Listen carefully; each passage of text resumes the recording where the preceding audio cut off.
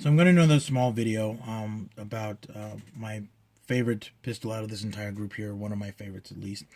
And can you guess which one it is? No? Okay. It's this one right here. It's actually the VP9 tactical that I've had now for a little over a year and some change. And it's got a PL1 Valkyrie from Olight, weapon mounted light on it. That's my home defense weapon. And I'm going to be talking about that today. These are the weapons that are typically this is our home defense. This is my wife's brand new VP9SK. This is my standard carry, my P320 with factory upgraded trigger system with also an Olight PL Mini Valkyrie light. And then over here really is an example of, this is my father's shield, but we have another shield that's got a TLR 6 Streamlight weapon mounted light on it, but I decided not to bring it down. I think she's carrying with it right now. So we'll talk about it. I'm really sorry if I'm mumbling right now. This is the first time I've ever done a talking video about weapons. Actually, the second time now. So I'll try not to mumble all that much and talk too fast.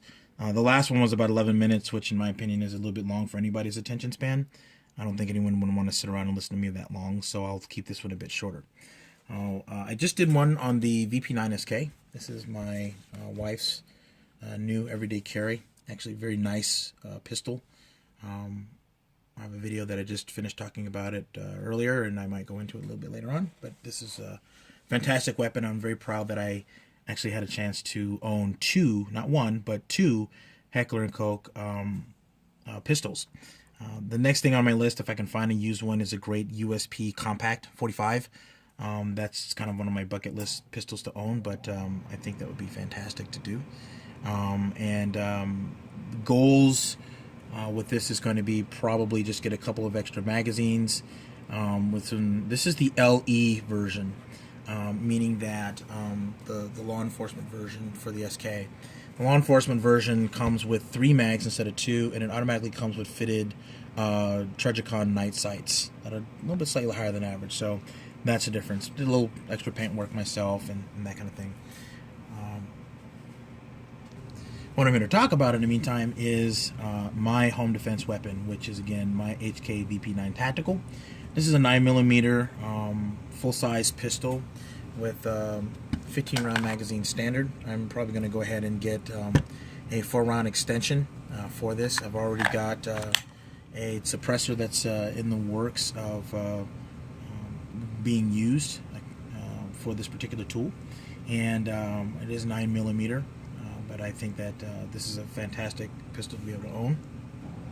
Just to let everybody know, clear, nothing in the chamber, nothing around, magazine. Trigger on this particular pistol, as well as with the VP9SK, is actually very good. Better than a Glock than would be coming from the factory. I'm sure that there's a lot of aftermarket ones out there that you can be able to change with, and there's plenty of aftermarket for HK parts. But what I love about this is the versatility and modularity of this particular urban tool. It's definitely been tested all over the internet to where, you know, you bury it in mud or throw it under trebuchet or anything like that. It's going to have some damage to it. So it's not as clean and simple as a Glock.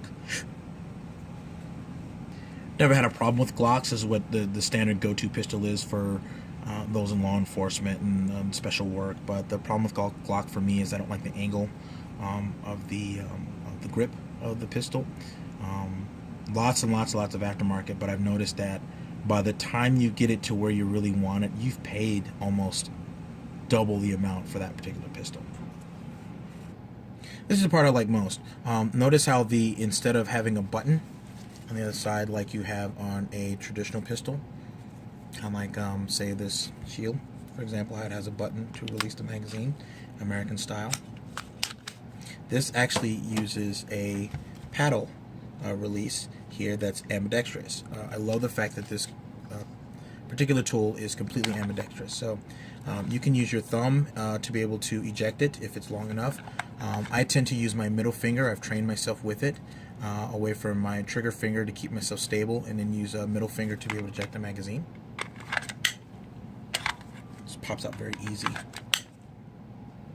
I also like the fact that it does have Glock style trigger assembly. So here all three parts of that safety have to be used in order to be able to pull the trigger. It's not like a Janique where it has anything that's a decocker up top. This has a indicator in the back in red that says that it's ready to fire. But again, what I like most about it is just like with the SK, you've got you can be able to slide lock in the back here. Okay, for your strong hand if you're right-handed, but also if you're left-handed, you have this very long, wonderful extension release there if necessary. Okay, I don't really like doing that. It's kind of bad for the pistol, but takedown is really simple. Simply slide it back to lock it. Make sure that you're pushing up on your thumb to lock it back. Eject the magazine, like I said earlier, we're clear. There's a small little arm here that you use to push that downward. You don't have to necessarily pull the trigger for that, but that's typically what's required. Then it comes apart.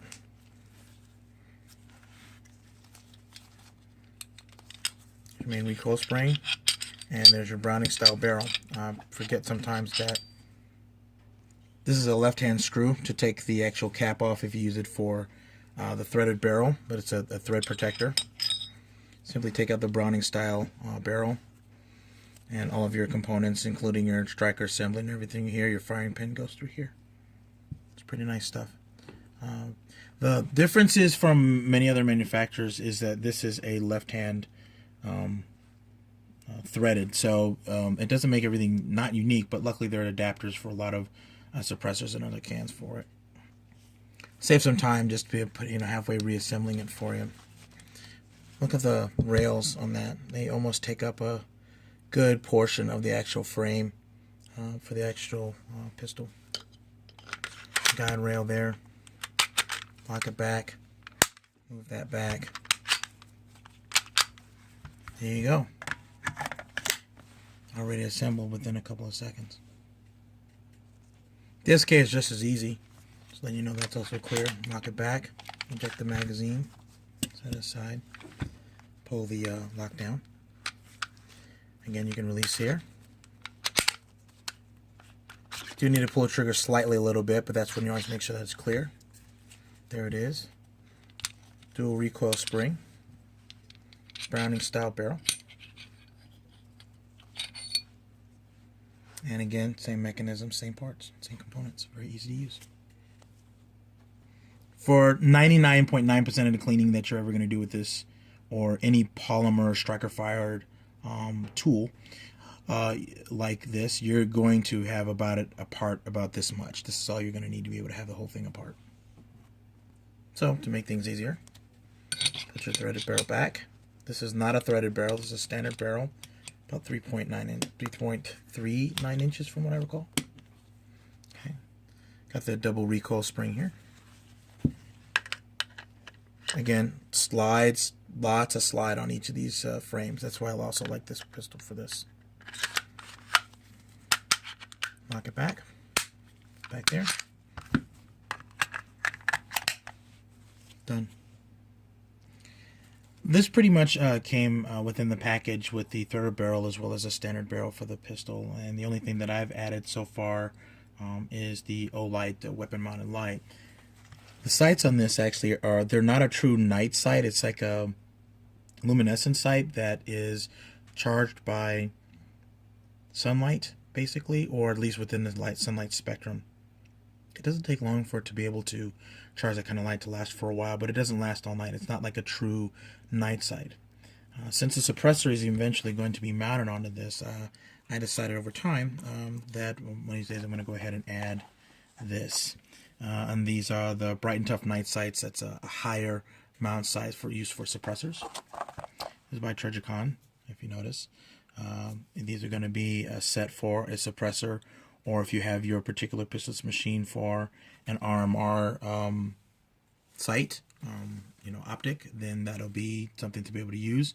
I've considered using one of these optics, but considering their costs and that I have bills to pay and children to feed, kind of don't really plan on doing that anytime soon. Maybe one of these days in a couple of years or whatever. I don't ever plan on selling this or the SK, so I've got plenty of time. Again, sorry if I mumble a bit. I'm actually pretty excited and at the same time a little tired. And thanks for looking at this. But I'm just very proud of these two pistols I'm able to own. So you'll hopefully see some videos of cat on the range, especially with this, as well as some practical scenarios where we'll be in the shoot house or some plinking. So thanks, take care.